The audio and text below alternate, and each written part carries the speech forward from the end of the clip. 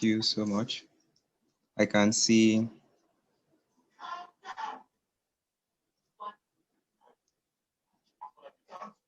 Obina from Enugu, Ibrahim Ajala from Lagos, Ginika from Abuja. So welcome everybody. All right, so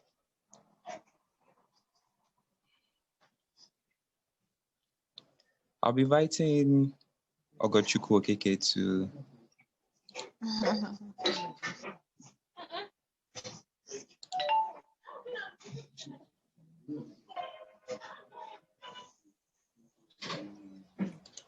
Good day, everyone. All right, Ogochukwu, you have the floor now. Okay. Good day, everyone.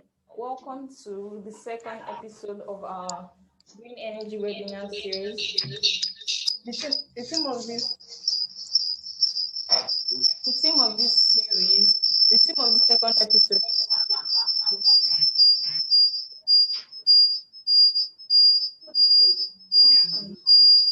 The theme of this second episode is career opportunities, career prospects in the renewable energy sector. We held the first one last month, and you can watch the video on our YouTube channel. So this webinar series is part of a series of events by the Energy Club UI and Clean Technology Hub to carry out capacity building activities for its members and members of the public. So once again, I welcome you all. Sorry, please, can you mute your mic?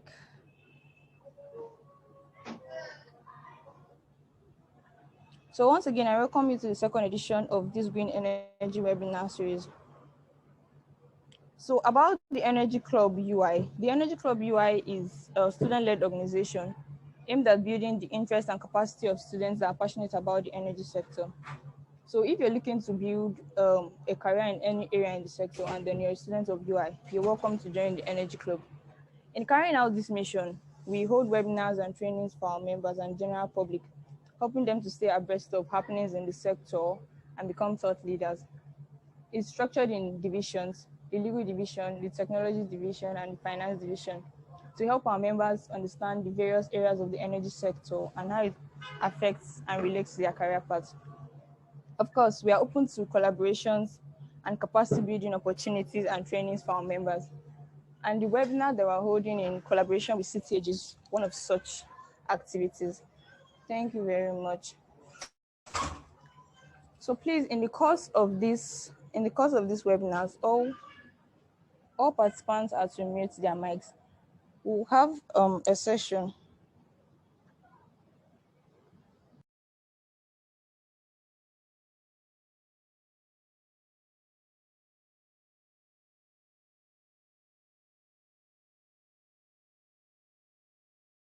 Sorry, the presentation is going to run for 25 minutes, after which we'll have a question and answer section for 15 minutes. All participants can send their questions in the chat box and they'll be asked at the end of the session. Thank you very much, and once again, welcome to our webinar. So now I'm going to call Oluwole, representative of the Clean Technology Hub, to tell us what Clean Technology Hub is about. Oluwole.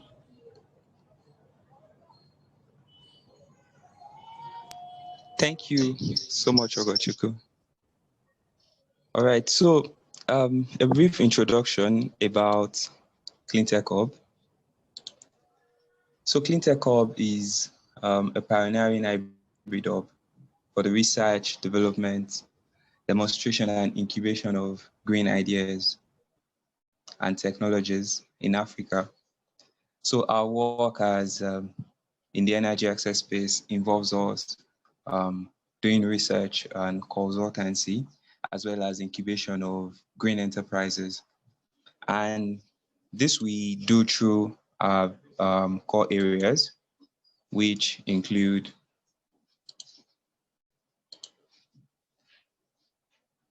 this we carry out through advancing technologies, clean technologies, addressing youth employment, innovating and ideating for local solutions, because we believe there is so much talent and so much potential that people can do, especially within the grassroots area. We also promote gender inclusion. We are big on mainstreaming gender in the energy and climate change space, as we believe that it is an equal opportunity sector. We are also actively involved in building skills and capacity in technologies as well. And this we do through our various trainings, boot camp. We have a lot of partnerships and projects around building capacity, especially of young people in the energy access space. And we believe that doing this also means that we are working towards reducing and resolving energy poverty by increasing access to clean energy solutions.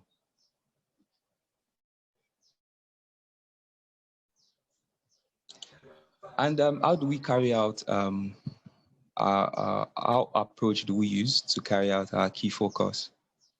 We do that through research, policy and strategy, data design thinking and analytics, as well as training and advocacy. And we also incubate and accelerate startups as well. So last year we had the Olon incubation program in partnership with Clean Technology, where we incubated about 20 clean energy startups, and we were able to access funding from Olon for their ideas. So CTH is big on incubating, especially idea stage businesses, and especially green idea businesses. So if you have them, be sure to look out for the second phase of the incubation program.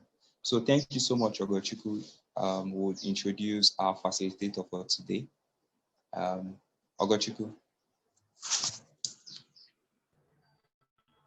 Thank you very much, Olawale, for telling us about CTH.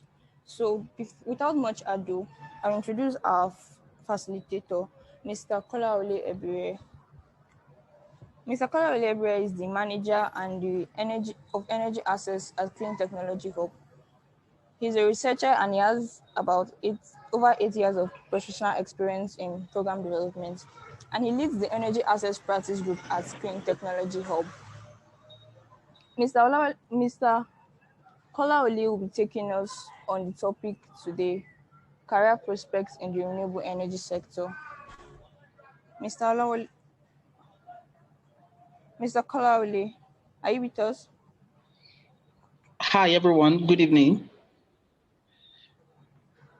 Good evening, Mr. Kolaole. Is it okay to use just the audio, or do I have to put on my video as well? No, it's fine. It's fine. It's just fine. Okay. Thank you very much. So good evening, everybody. My name is Kola, and I'm the manager Energy Access Clean Technology Hub. So before I get started, I'd like to thank everyone, the CTH team, especially Wally Hammond, and also the Energy Club team at UI for putting this together. And I think it's a great honor and privilege to engage with youths, young minds, to address some of these issues. So a big thank you to everybody for working hard to put this together. In the next few minutes, I'll be introducing to us what the career prospects are in the renewable energy sector. And I hope it's going to be educative and something we all can benefit from. So without wasting much time, let's get started.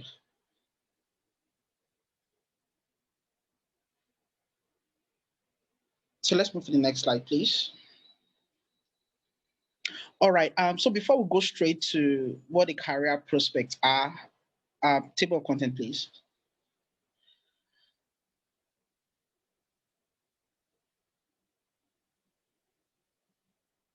All right, thank you. You can leave it here for now. All right, thank you.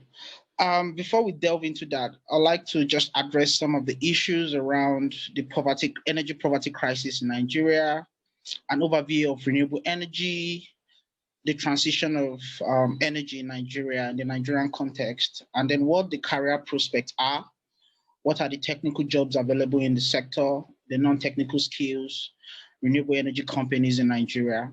And I think this is very critical and important, especially for those of you still in school or those of you who are thinking of building a career in the sector. All of this information, I think, will be very important.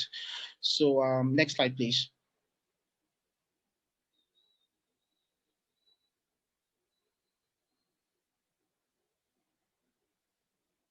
Next slide.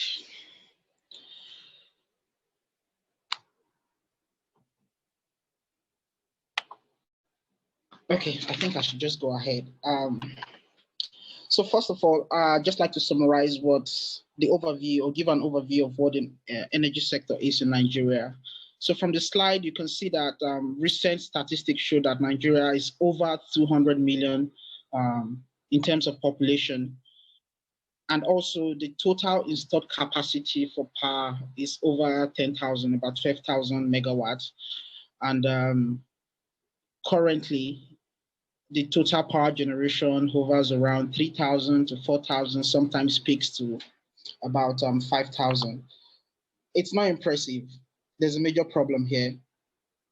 And the reason is because if you make a comparative analysis with other countries, in terms of GDP that Nigeria is competing with, like the likes of South Africa, you discover that Nigeria is lagging behind. So with a country of 200 million people, and we're still struggling to generate about 3,000 megawatts of electricity, is a major problem. A country like South Africa generates over 58,000 megawatts. And a country like Egypt, which is half of our population, generates about 55,000 plus in terms of electricity. What this simply means is there's a major problem, there's a major gap in the Nigeria energy sector, mostly generated from the national grid. And also, if you look further into the problem, a country of 220 million people is not just peculiar to Nigeria, but the entire Africa. I think it's a major problem, with recent statistics showing that globally, over 700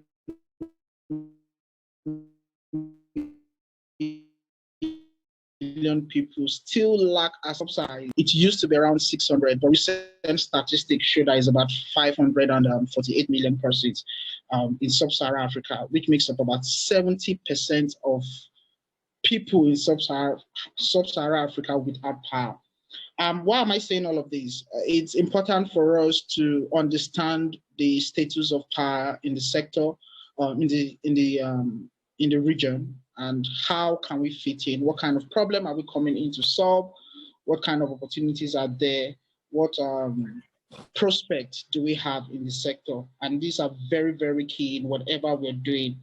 To support this point also, you notice that in ECOWAS region alone, for the 2030 SDG goal, it is expected that by 2030, 90% of sub-Saharan Africa will be connected to reliable power supply. But the question is, how feasible is these statistics? How can we achieve it? What can be done? As youths, how can we take opportunities of some of these projections, which is why we're all gathered here. So without wasting much time, the next slide talks about the energy poverty. I've given you a lot of statistics that support this claim. So I'll just skip these and move to the next slide. Next slide, please. Okay, so for some of you who don't know, the reason why we're talking about renewable energy here is because renewable energy happens to be one of the most important goals on the Sustainable Development Goals. It used to be MDGs, but now we have the SDGs. And goal number 7 talks about reliable power supply, renewable and reliable power supply. This is very important because it's also linked to a lot of other goals, like goal 13, which is climate action. So the beauty about renewable energy is while you're trying to solve the energy crisis or energy poverty around the region, you're also addressing the climate change, which is something that is ravaging the entire globe. And this is why it is very key. Of course, there are a lot of research that supports the claim that renewable energy is one of the cheapest and quickest way to get people to be connected to electricity. This is not a series to explain why renewable energy is important, and I hope Energy Club and Cleantech can come together to do a session in that regard. So I'll just stick to my topic, which is the career prospect. So some of the renewable energy we have, wind, nuclear power, which haven't really been harnessed in Nigeria, biomass, and of course solar. Solar happens to be very popular, not just in Nigeria, but several other countries in sub-Saharan Africa and the globe at large. Countries around the world are supporting green ideas, sustainable solution, green employment market, and this is very important. I also like to mention, for some of you who are following the trends in renewable energy, sometime around last year, I think November, December, if you know Next Era happens to be the biggest or the most valuable renewable energy firm globally. And if you know ExxonMobil, which is an oil and gas company, of course, you know oil and gas companies are very wealthy companies. So just recently, Next Era, which is a renewable energy company, was quoted to worth much more than ExxonMobil. This simply means there's a whole lot of prospects and projection in terms of renewable energy globally. So that simply means renewable energy companies topping an oil and gas company. My point is there's so many prospects and there's a lot of work to be done, especially as youths, that we can tap into some of these opportunities and make something meaningful for ourselves. So the next slide. Of course, there are a whole lot of potentials when it comes to solar power in not just in Nigeria, but around the world. So in terms of solar, while we are currently generating about 3,000 megawatts, the potential for solar in Nigeria is over 400,000 megawatts. So I need you to take a pause and do the calculation in your head. So let's assume we decide to invest and harness the potentials of solar in Nigeria at a national scale, at a state scale. It simply means we can generate as much as 400,000 megawatts. And we're still battling with about 3,000 naira. So I just needed to reflect on all of these things and see the gaps that exist in the sector and what can be done. Also, there are potentials for hydros, small hydros, which can make up about 3,500 megawatt as well. So I'll just keep this and then move to the next. I'm building a background here to help us appreciate what can be done in the sector. So the next slide talks about transition in Nigeria, increasing energy access to renewable energy. So the pictorial slide you're seeing here shows some of the potential or some of the things or technologies that have been going on in Nigeria in terms of renewable energy. For some of you, I think you've heard about Lumos. Lumos is a pay-as-you-go system which was developed by an Israeli company in conjunction with MTN, and this provides sustainable power supply for everyone at a cheap and affordable rate. So that's an example of the Lumos technology. You can see at the top left of your screen. Also in Abuja here, Blue Camel happens to be one of the major players in the solar sector. And that's a complete estate which is powered by solar energy. Also, we have GVE, who happens to be a major player in the sector. These are some of the pictures of their mini grids across the country. GVE happens to be one of the biggest players in Africa when it comes to mini grid development. The list goes on and on. So the next slide. So let's move to the topic proper, which is the career prospects in renewable energy.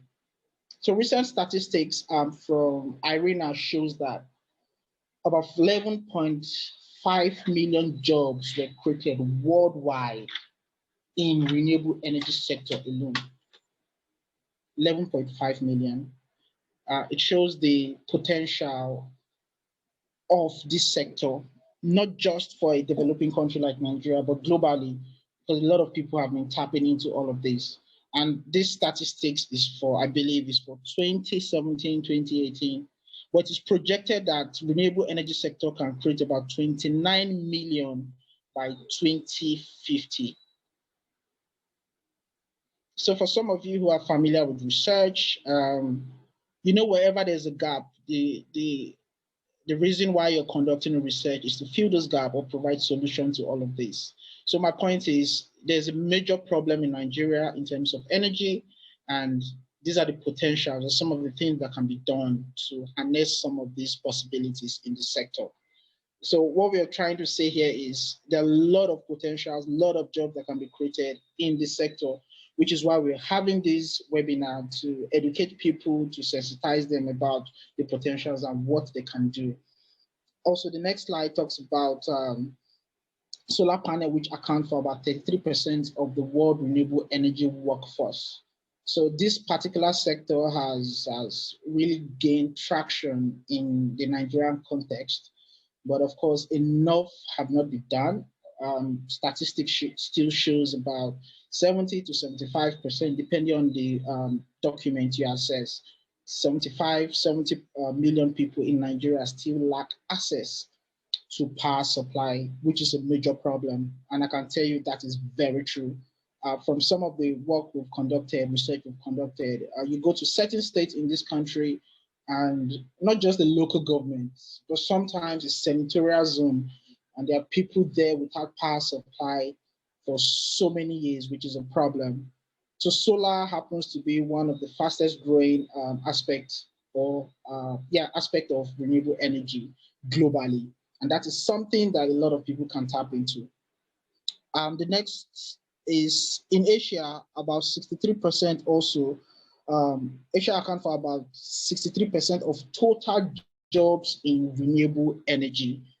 So all of this statistics is just to support the claim and the fact that there are a lot of potentials in this sector.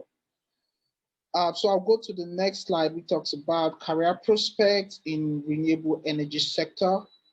So there are two pillars here. One is the technical aspect, the other is the non-technical aspect. For those who are tech savvy, for the engineers and the likes of them, there are a whole lot of potentials. So I'll start with the first one, which is renewable energy installation. So if you go around, for so many solar farms currently in Nigeria, this is their core, solar installation. So if you Google a lot of these solar farms, you see a lot of them, they import some of these technologies and then install them on your rooftops, provide reliable and stable power supply for their clients. So it's a major employer of labor. And there's a long list of solar firms in Nigeria. So the question now is, if this is your interest, how can you fit in? What kind of skills really is required of you to tap into some of these opportunities? And a whole lot of people want stable power supply. So giving you the statistics of the number of people without power supply in their millions simply means a lot of people will be requiring these skills, which is still growing. So there are a whole lot of opportunities in this aspect. The second one is maintenance and operation. This is more like the future. So it comes to a point where a lot of people have this technology and they'll require this particular skill in terms of maintenance, in terms of operations, in terms of regular checkups and the likes of them. We have solar technicians. We have to do with repairs, fixing electrical connections with solar technology. Also, we have solar PV manufacturing and assembly plants. We have a lot of them in Nigeria also. You can do a simple Google search and then get to know some of them. Also, we have the solar PV system designs. We have energy efficiency specialists. These are key areas where we can fit in. So what I want us to do now is to look through some of these points, some of these aspects of renewable energy, then think about how we can fit in into any of them, which is why we're having this webinar. So if you're tech savvy, an engineer, not necessarily engineer, there are a lot of social scientists and even arts graduates who are fitting to some of these aspect of renewable energy, and there are a whole lot of opportunities. So if you move to the next slide, Research have shown that solar installation is a dominant skill sought out by employers in the sector. And it is projected that by 2022 to 2023, operations and maintenance skill will be the most sought after skills as a result of mini grid revolution. Like I said, renewable energy sector is very broad. There are a lot of issues I think we can address in this aspect. And mini grid happens to be one of the fastest growing sector in renewable energy. So what happens is when these mini grids are installed, one of the skills that will be required is operations and maintenance to maintain some of these technologies that have been built, because it's a long-term thing. People will be required to keep these things going. So these are some of the opportunities that are available in terms of technical skills. So for the non-technical skills, so this is very key for people who are not hands-on like myself, for the social scientists, the lawyers, and the likes of them. There's a long list of opportunities in this regard. So we have first is management and business administration.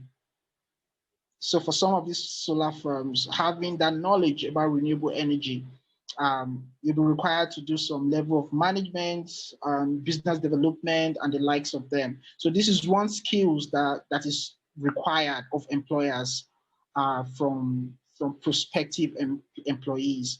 So if you're able to build this particular skill, you'll be able to fit into the market. The second one is research and development. R&D in every sector happens to be one of the major departments in every sector. In the telecommunications, in the IT sector, R&D happens to be a major one, and renewable energy sector is not different. So a lot of funders, a lot of development organizations, a lot of consulting firms, a lot of foreign donors require this skill. And I'll explain to you. The reason is simple.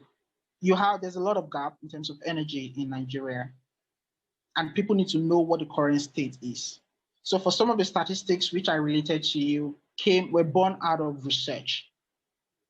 So research happens to be one of the major skills required in the sector, and it's a major gap. So for those of you who are interested in research, it's simple. It's just left for you to begin to build that skill, harness that skill, and that's something a lot of employers would want to be part of, would seek after. And then also we have project development. So project development is another major skills. For project development has to do with project design, development of a project. How do you get to communities? How do it requires a lot, stakeholders management, stakeholders engagement, advocacy, and the likes of them. So all of these services are required in the sector. And because it's a growing sector, it's something that people require. So the next point is after sales service. Of course, you always need that PR for companies. For those of you who are skilled in marketing and the likes of them, this skill will be very essential for you in reaching out to clients. And also legal services. And I can tell you this from experience. Energy law is there's a whole lot of gap in that regard. So you have foreign clients coming into the country, and they require a level of skill, someone who is professional, a lawyer who understands all of the legal barriers around the sector. And it is expected. If you have this skill, I think it's a win for you. It's a direct access to the sector for you. And this is for lawyers who are interested in the sector. And financial services also. There's a major gap in terms of climate finance and renewable energy finance. It's a whole lot of topic. It's very complex, and this is something that is required.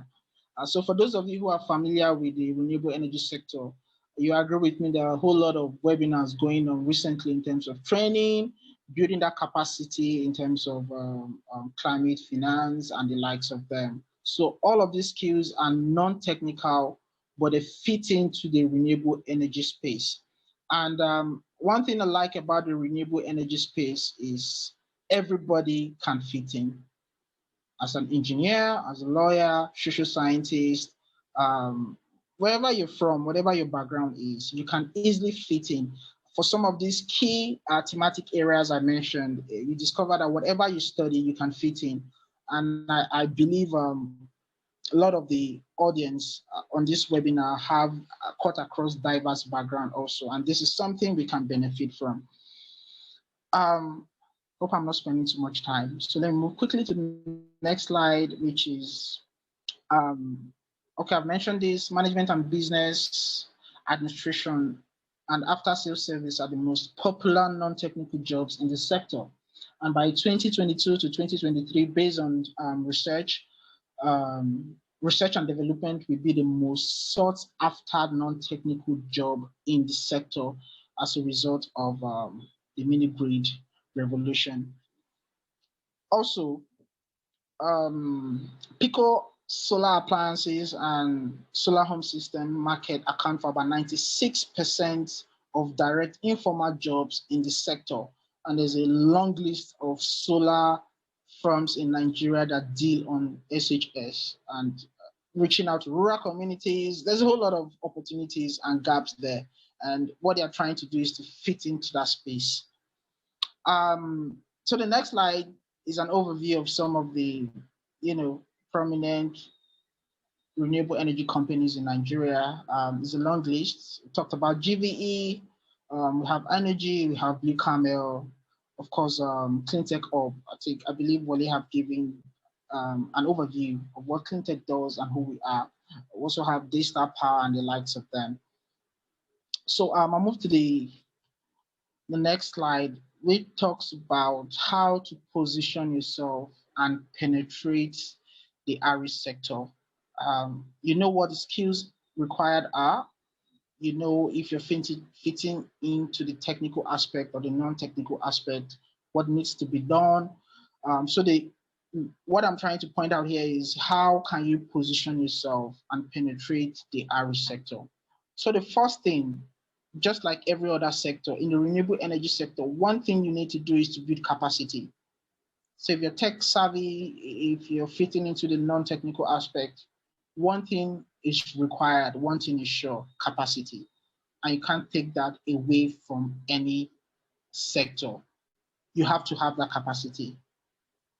So the reason why you learn certain skills is to be able to build that experience for yourself, gain knowledge, which is what you're doing, which is part of what you're doing. Listening to people who have been there, learning from them. And one other way you can also benefit from the sector is through volunteering. So Cleantech run a volunteering wing where we get a lot of people across the country, quite a number of them. So we happen to visit certain states to execute certain programs. Talk about one of the skills, which is project development. So we develop certain projects to reach out to certain communities across the country. And for the new normal, the COVID-19 era, you can't travel to anywhere. So we have volunteers who we train and they go down there to execute some of these tasks. So I'll encourage those of you still in school, even the graduates, those of you who have graduated from school, you might not have the job right now, but one thing really counts for people and one thing employers seek after. I've happened to sit on a number of interview boards, and one thing employers always look out for beyond your fantastic degree and your grade is your experience, capacity, and volunteering gives you that. So you have a first-hand experience about what is done, what can be done. You're able to have that first-hand experience of how it is done, and it makes you stand out. So I just want you to picture this. You have two graduates, the same degree, the same class of grade, but one of them volunteered maybe for a year or 6 months. I have that kind of experience, and both of them performed well during the interview. It's very simple. It's a no-brainer. The one who have that experience will always be picked above the other one. So why sitting down and then waiting, which is something I won't encourage anyone to do. Always seek for volunteering opportunities, and that will go a long way to help you. I'll just pause here and see if everybody's following to make sure I'm not talking to myself. If you're following Mr. Kolawole, kindly drop an emoji in the chat box. Okay. All right. Thank you. So the next one is research and learning. Research is very key.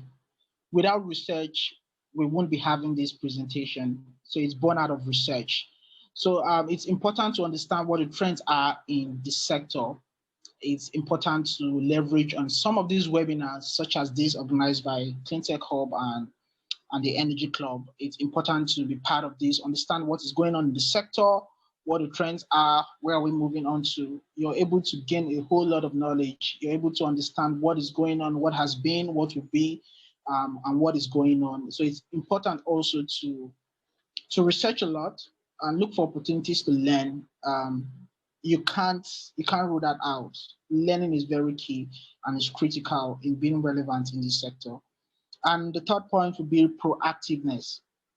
You have to be proactive, you have to be creative, you have to look for opportunities. I know in this part of our world, we're very religious. We always expect things to, land on our laps. It is very important. I have to tell you this based on experience. You have to be proactive. You have to reach out to people. For those of you who are not on LinkedIn, there are a lot of activities going on LinkedIn. These are some of the platforms you can use to engage yourself, know what is going on, reach out to people who are in the sector, not just playing around social media, but look for ways to network with people who can connect you to the next step. And that is very key, very, very key. Look for ways to network. On platforms like this, look for ways to network, reach out to people. So lastly, I'll be talking about the last point, but not the least, which is innovation and problem solving. So for every employer, what they look out for is who to add value to the firm. I talked about the gaps and the challenges in the sector. So the point is, there's a major problem. So how do you see yourself solving this problem? How innovative or creative can you be? Wale talked about the program we ran last year where we incubated about 15 startups.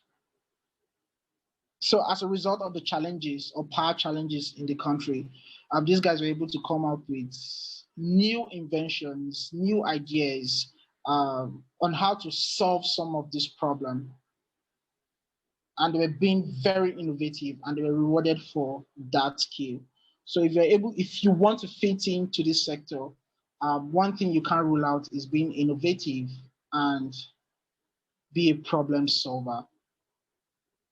So I'll take a pause here and see if there are questions that we could answer. So thank you very much for listening, and I hope you followed. Thank you very much for your awesome presentation, Mr. Kolawole. Definitely we have questions. So, okay. Ibami asked, is nuclear energy renewable? In one word, yes, nuclear energy is renewable. I'll refer you to the Nigerian document, the energy mix document. If you've heard of Project Vision 30-30-30, Vision 30-30 talks about 2030.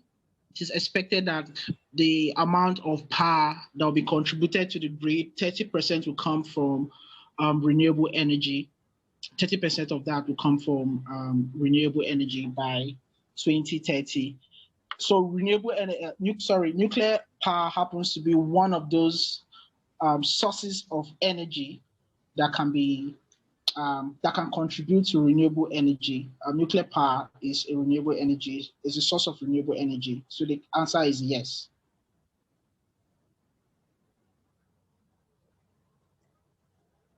Okay, so Ebami, the answer to your question is yes. Yes, yeah. Chamaka asked that where can one get volunteering opportunities? Where can one find adequate volunteering opportunities?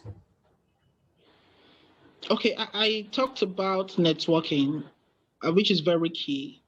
Um, like there's an old saying, an old cliche, that if you're not informed, you'll be deformed.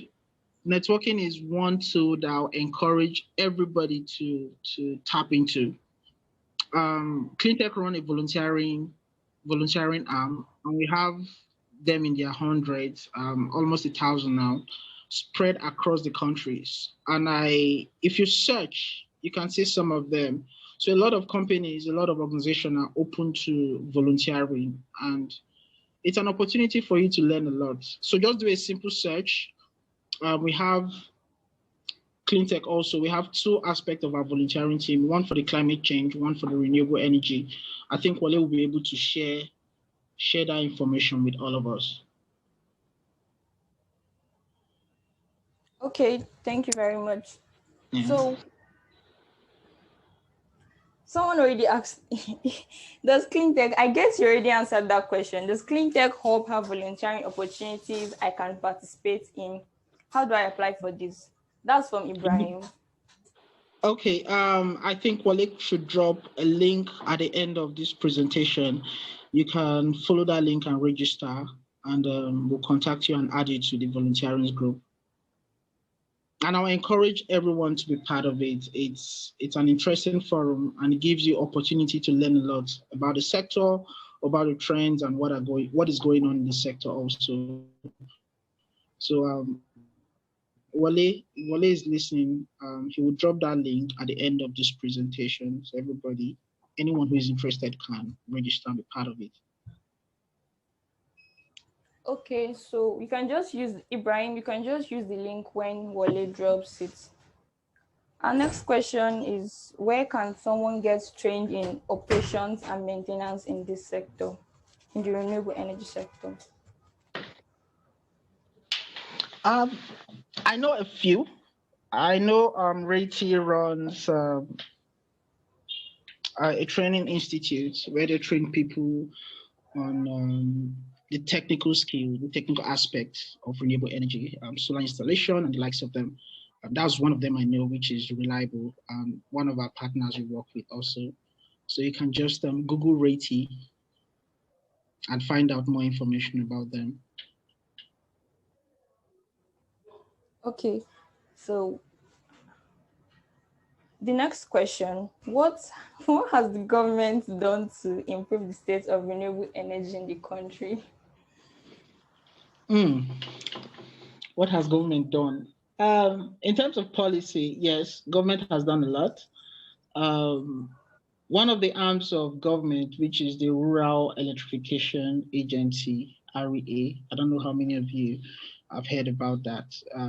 They've carried out a lot of projects in this aspect, trying to electrify rural communities.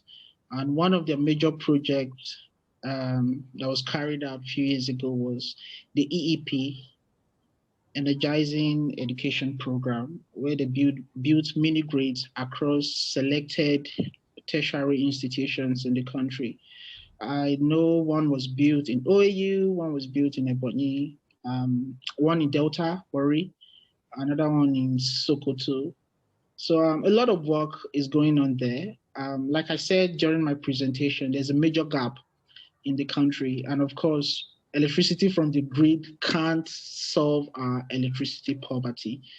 And renewable energy happens to be the surest, quickest, and the cheapest way to achieve that. So yes, the government is interested, and they are doing their own bidding. Private sector like Cleantech contributing to that aspect, also trying to achieve that.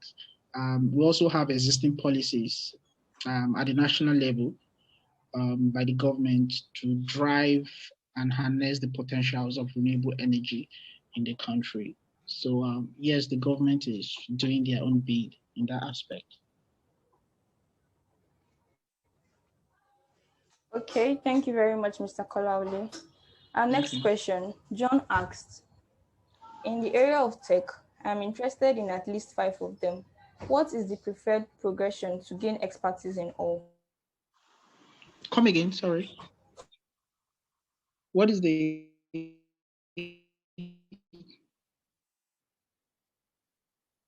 hello? Hello? Sorry, I lost you Yeah. there. Yeah. He said Go in on. the area of tech, I'm interested in at least 5 of them. What is the preferred progression to gain expertise in all? Preferred progression. I think he means Go on. how does he go about five the 5 areas he's I interested in? How does he mentioned. learn all of them? It's all about interest. It starts with what do you want? How do you see yourself fitting in? What do you need? Do you prefer the installation aspect? Is it maintenance and operation? Do you want to be a solar technician? Nobody can impose that on you. Just like advising you what to study in school. So if you're interested in RE installation, what I can only tell you is based on projections and statistics. And during my presentation, I said currently solar installation is a dominant skill sought after by employers. So if you go to most communities, for people who are tired of using fuel generator who want to install solar, they require this particular skill, and a lot of organizations, train people. So if that is what you want, of course, you can learn how to be a solar installation operative, which is cool. So it's all about what you want and where you think you can fit in.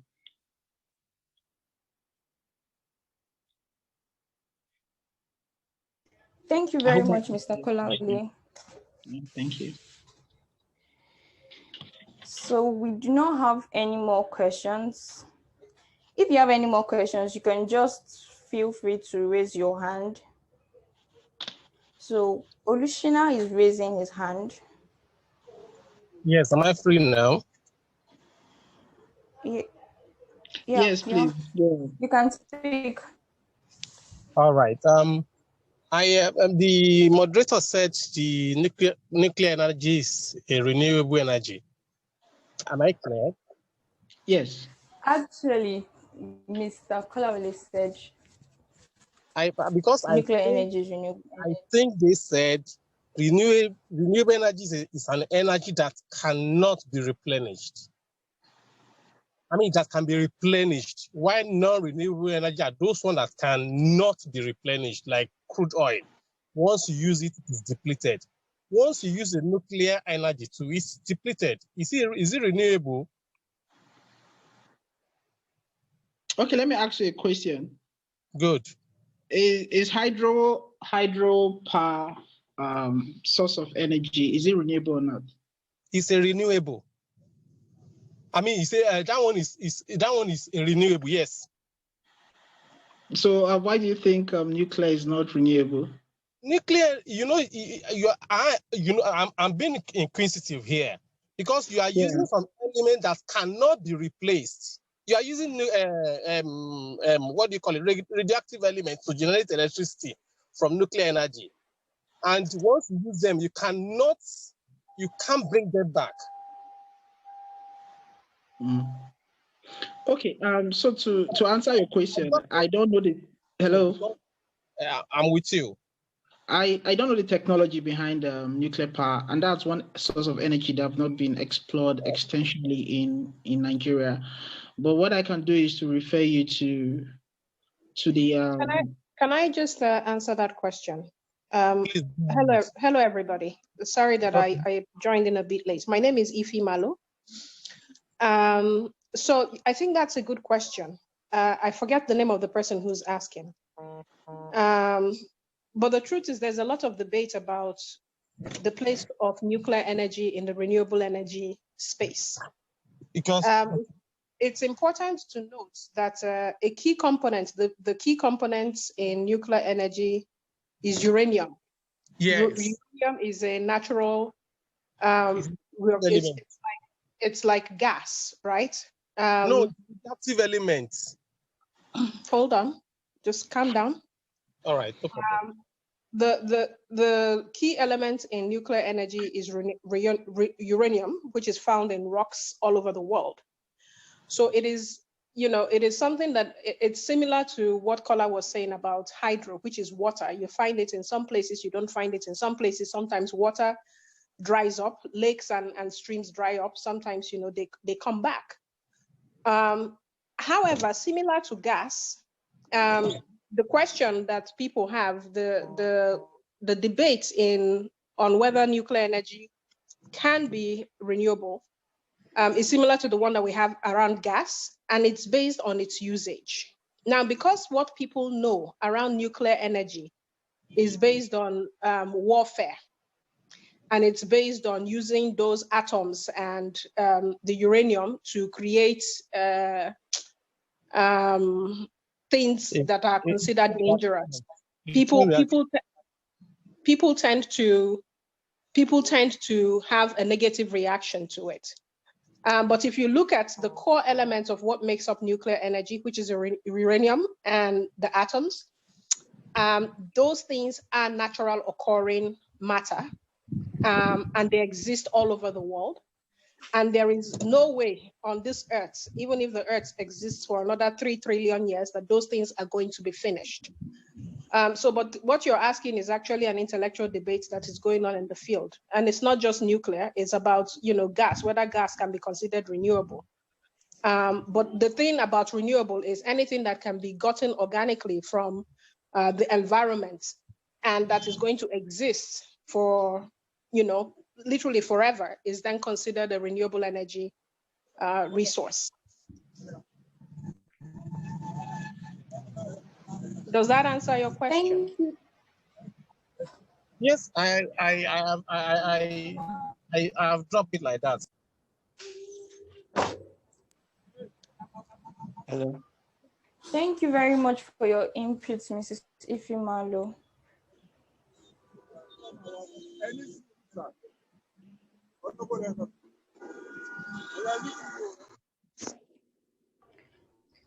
Hello, Olishina, does that answer your question? Yes, you have answered. You have answered. Thank you. Thank you very much. So,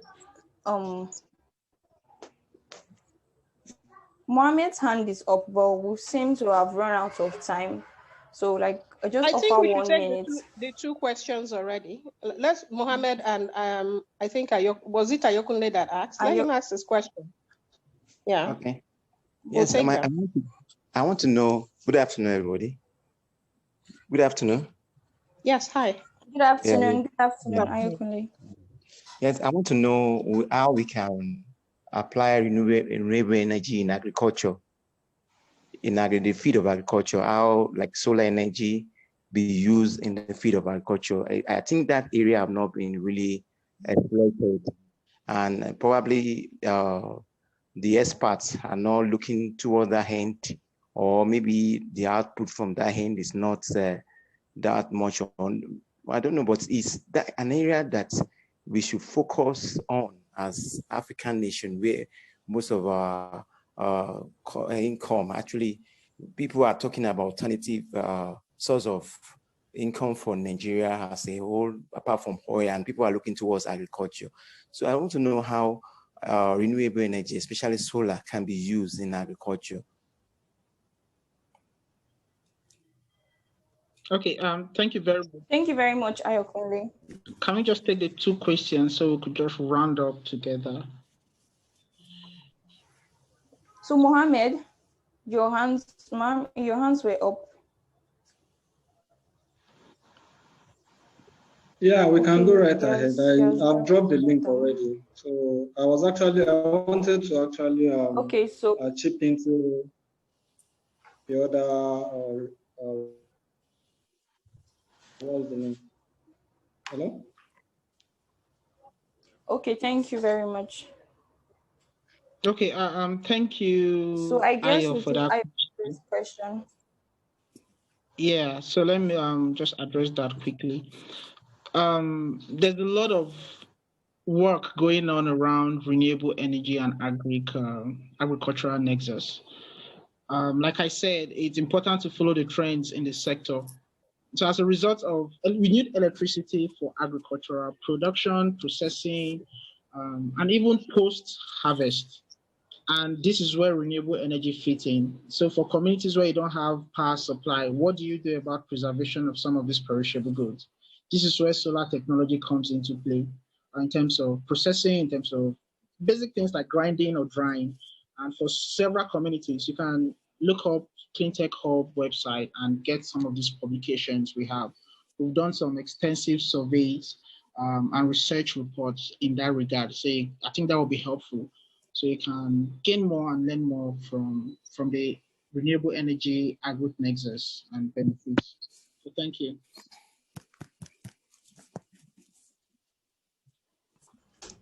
Thank you very much, Mr. Kolaoli. Yeah. So we've come to the end of this webinar. I want to thank all the participants for making out time to attend this webinar. The recording for the webinar will be up during the week. If you have any other questions, you can just send it to the email that Oluwale will drop in the chat box. As usual, this is the second episode of a series of green energy webinar, and you should be expecting a third part by next month. And we'd love to have all of you at our webinar. So thank you very much for coming to our webinar. We hope you learned a great deal. Thank you. It's nice to be here. Thank you very much, everyone. Take care. Have a lovely day ahead. Thank you and have a good day. Thanks so much for the webinar. Thank you very much. I really enjoyed the session. Bye.